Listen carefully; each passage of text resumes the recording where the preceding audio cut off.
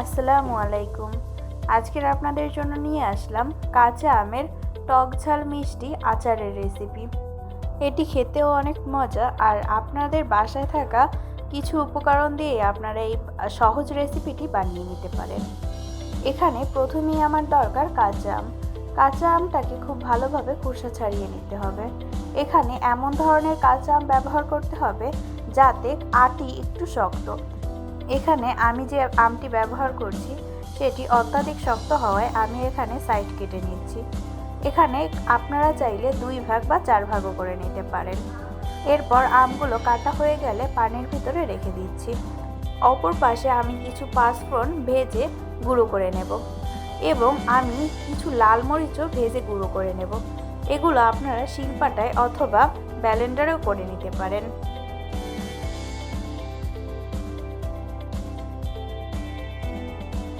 তারপর একটি প্যানে একটু বেশি পরিমাণ সরিষার তেল দিয়ে দিলাম। তেলটা হালকা গরম হলে এর ভিতরে গোটা পাঁচফোড়ন দিয়ে দিলাম। পাঁচফোড়নের একটি সুন্দর ঘ্রাণ বের হলে এর ভিতরে গোটা রসুন, দারচিনি, সরিষা বাটা, রসুন বাটা দিয়ে খুব ভালোভাবে কষিয়ে নিতে হবে। এরপর আমগুলোকে খুব ভালোভাবে ধুয়ে পানি ঝরিয়ে এর ভিতরে দিয়ে দিতে হবে।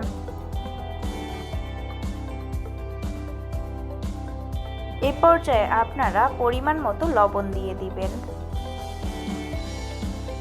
এরপর আপনারা কালারের জন্য অল্প একটু হলুদের গুঁড়া এবং মরিচের গুঁড়ো ব্যবহার করবেন। এরপর আচারটাকে অনেক দিন ভালো রাখার জন্য একটু ভিনেগার দিয়ে দিলাম।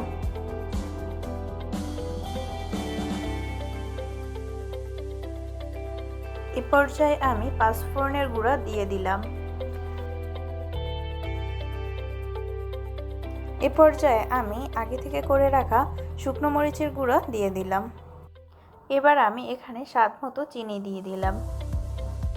আপনারা চাইলে এখানে কম বেশি চিনির পরিমাণটা দিতে পারেন। এরপর খুব ভালোভাবে কষিয়ে গলা গলা হওয়া পর্যন্ত অনবরত নেড়ে উঠিয়ে ফেলতে হবে। ব্যাস রেডি আমাদের আমের আচার।